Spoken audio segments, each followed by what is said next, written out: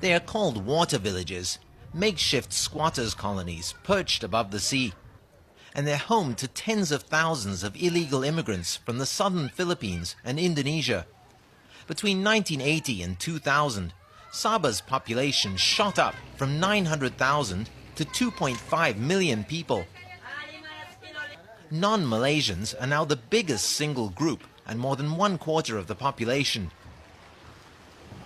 A Royal Commission of Inquiry is examining this huge population increase and whether thousands of mostly Muslim foreigners were illegally fast-tracked to citizenship to boost support for Malaysia's ruling party.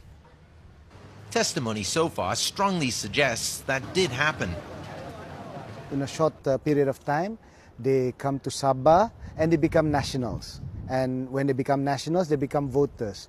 Now that changes and displaces our voting pattern in Sabah, whereby our future is no longer decided by us. This woman, living a short boat ride from Sabah's capital, says she came here from the southern Philippines 40 years ago and now has children and grandchildren born in Malaysia, but still no Malaysian papers. How could we go back to Philippines? My children couldn't live there. Here, with 30 cents, 60 cents, you can eat.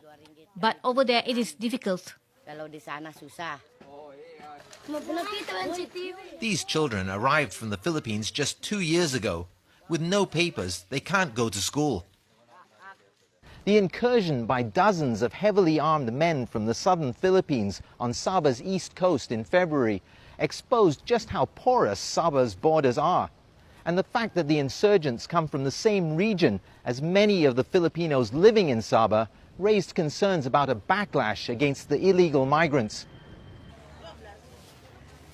There's certainly been a hardening of attitudes toward foreigners in Sabah in the wake of the incursion, coupled with the revelations at the Royal Commission into Sabah's staggering population growth.